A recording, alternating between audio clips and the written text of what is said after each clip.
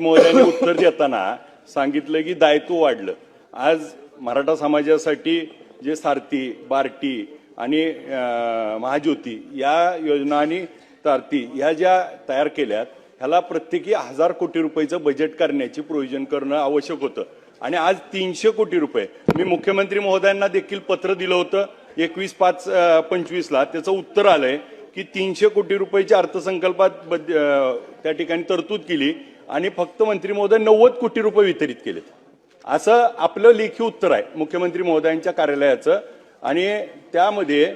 17/6/25 ला आणि अध्यक्ष महोदय माझी आपल्याला या निमित्तानं विनंती अशी आहे, छत्रपती शाहू महाराजांनी त्यांच्या बजेटच्या 22% तरतूद ही शिक्षण विभागासाठी केली होती आणि मग आज आपण बजेट तरतूद करतोय किती? आणि मग खऱ्या अर्थानं सारथीसाठी लाभार्थ्यांना 45 योजना ज्या लाभार्थ्यांसाठी चालवल्या जातात त्याला अंदाजे बजेट 700 कोटी रुपयाची गरज आहे आणि आपण 300 कोटी करतोय, आता 100 कोटी केलेत, अजून 300 कोटीची आवश्यकता आहे। याच्यामध्ये दुसरा विषय असा आहे की अध्यक्ष महोदय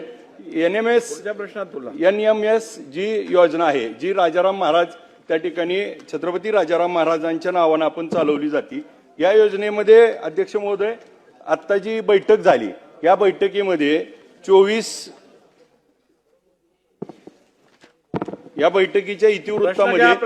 अध्यक्ष महोदय प्रश्न सांगतो, छत्रपती राजाराम महाराज सारथी शिष्यवृत्ती योजना उपक्रम सदर योजना ही सामाजिक न्याय विशेष सहाय्याने विभागाने 30/10/23 नुसार ही योजना बंद करण्याचे निर्देश दिलेत। याच्यामध्ये मागच्या 4 वर्षामध्ये साधारणपणे 30 हजार विद्यार्थ्याला 9600 रुपये म्हणजे महिन्याला 800 रुपये दिले जात होते, त्यात 11,682 रुपये 11,682 विद्यार्थ्यांना केंद्र सरकार देत होतं आणि राज्य सरकार 30 ते 35 हजार विद्यार्थ्याला देत। ती योजना सरळ बंद केली आहे असं आपलं प्रोसिडिंग झालंय। ही योजना चालू करणार का? आणि याच्यासाठी जी अतिरिक्त गरज आहे, जसं आता आपण जाहिरातीचं तर बोलला 31 मार्च आत करून त्याला निधी देऊ आणि जे सारथीसाठी आवश्यक असलेला निधी जो 700 कोटी अंदाजित आहे तो त्याच्याप्रमाणे या अर्थसंकल्पात तरतूद करून सगळ्या विद्यार्थ्यांना तसंच महाज्योती,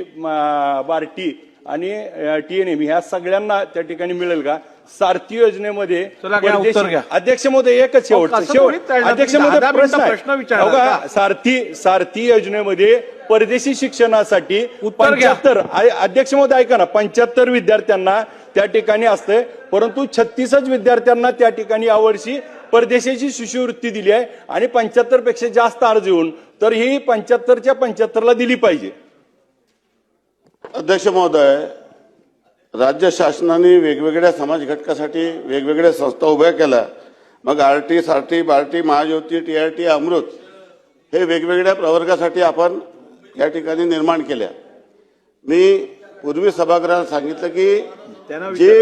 जी या विभागाची मागणी होती त्यापेक्षा 100 कोटी रुपये अतिरिक्त निधी दिलेला आहे आणि 11 नोव्हेंबरलाच आता आमची बैठक झाली होती, त्यामध्ये आपण या सर्व जे काही सारथी, आरटी, बार्टी, महाज्योती, TRT, अमृत या सर्व संस्थेमध्ये एक सूत्रता असावी आणि लाभ देताना समाजातल्या सर्व घटकाला समप्रमाणात लाभ देता यावा, सर्व योजना सारख्या असाव्या या संदर्भात देखील शासनाचा विचार सुरू आहे। आणि जी आता सन्माननीय सदस्यांनी या ठिकाणी मागणी केली त्या संदर्भात सांगू इच्छितो की